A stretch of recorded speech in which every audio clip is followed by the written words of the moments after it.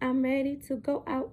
I'm ready to go out and go quit my job because I'm bored. But seriously though, I don't want to work there anymore. However, I am going through kind of like a transformation in my life. We all have those. For me, it turned into a life crisis. And when I say that, I mean, there's different types of life crisis, midlife crisis, the depressive crisis, child to adult crisis, and all kind of stuff. So once you recognize that in a lifetime, there's endings, typically more than one ending. A lot of endings we don't brace ourselves for. So we repetitiously end up binding ourselves into the same cycles because we end up not knowing that once something ended, something new was to be manifested. So love, love, love, love, love, love, love, love, because I know that people don't like to say I love you. I mean, unless it's to their family, right? But am I wrong if I say I love you and I don't know you? Am I wrong? Am I wrong if I say I love everybody? Is that wrong to say I love everybody in the world?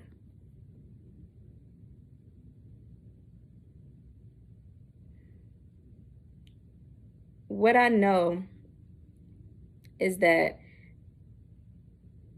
I'm a spiritual body living a physical experience.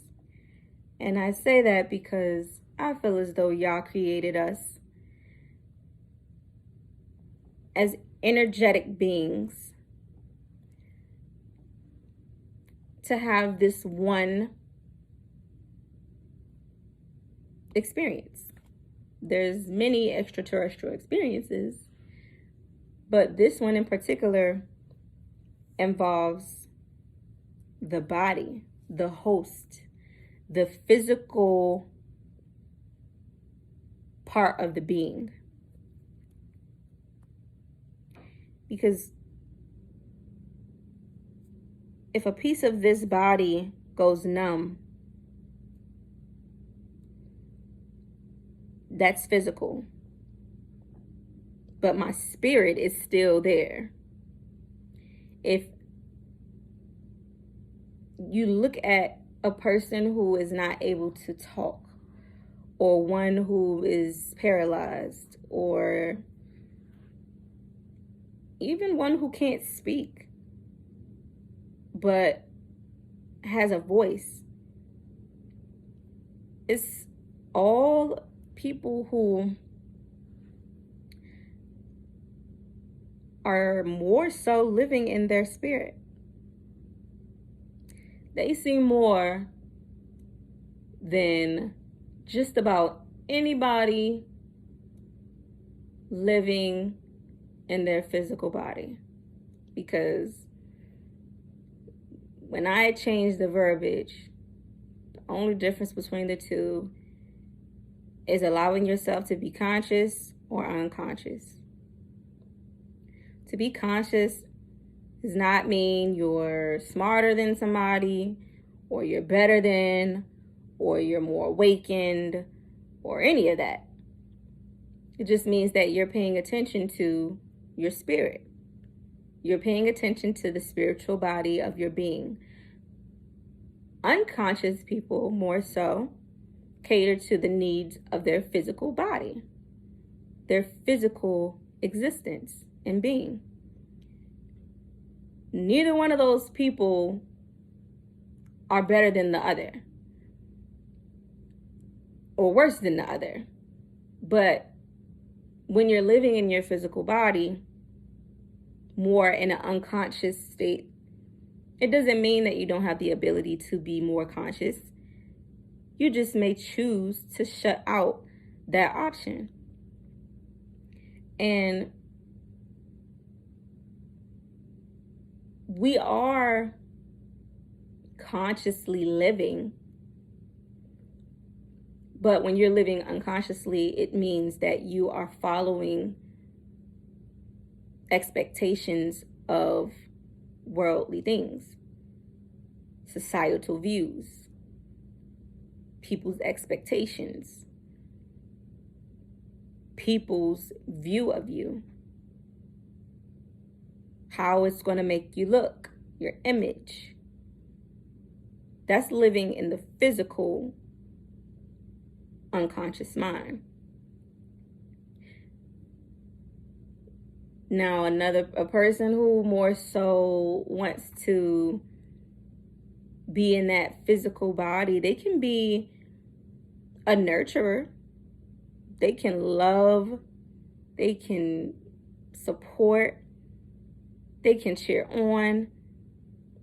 But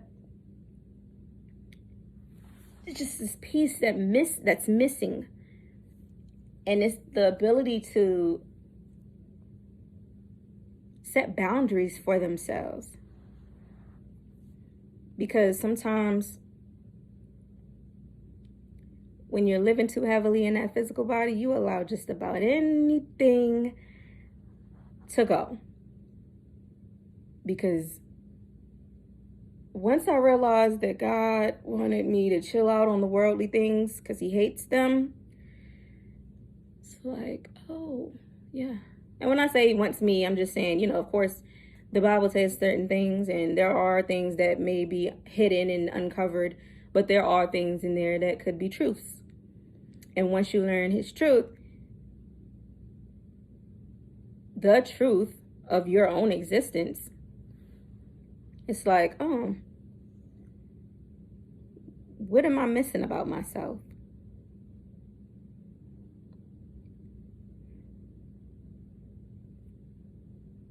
I want to ask y'all something. Who are you? Like, who are you? Not what you do, not where do you work, not what goals in life have you achieved or what bucket list things you checked off, not how much money you spent on that car or how many houses you sold last month, not the achievements on your wall. And on the lesser, brighter side, I asked that question, who are you? Not who hurt you, what hurt you, what are your failures, why you don't do things like everybody else, why you not doing something that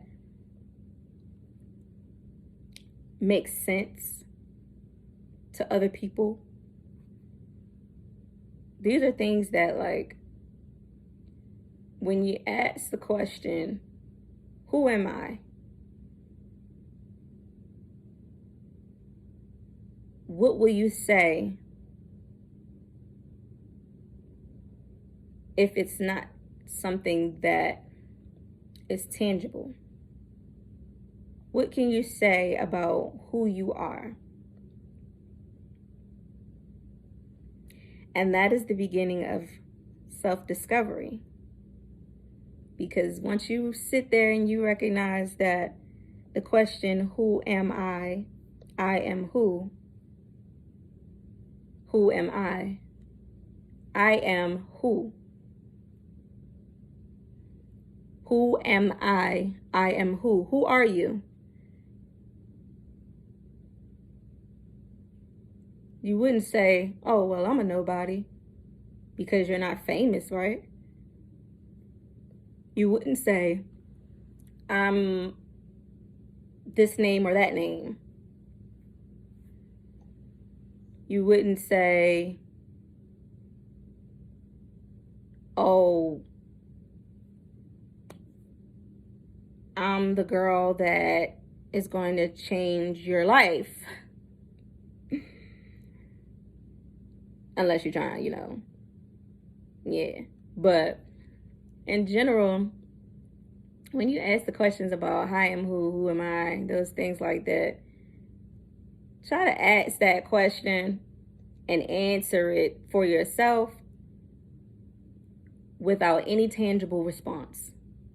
Nothing that you achieved. Don't write down anything you achieved. You're not allowed. Only write down who you are. And don't just give yourself all this praise like you're just this perfect. I'm brilliant and smart and rich and I have all the boys, and that's not who you are. That's still what you have and what you can do. Who are you? Not what do I like.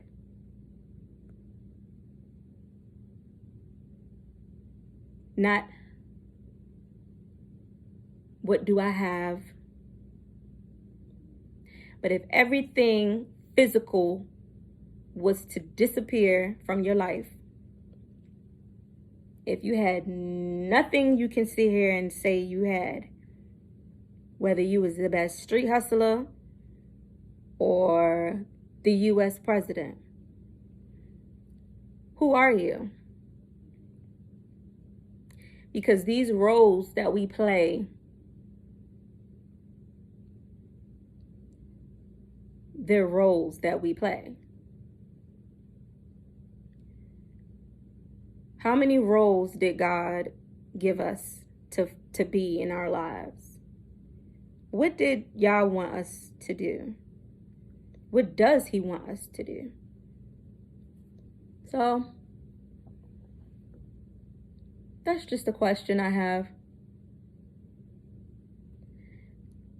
So, I encourage people to, in response to my question, if you have answers, write down in the comments below, who are you? I am who? I am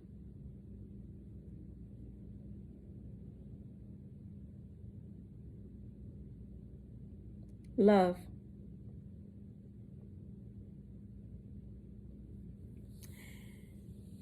So you can choose what you want to say about yourself. And we'll talk some more later.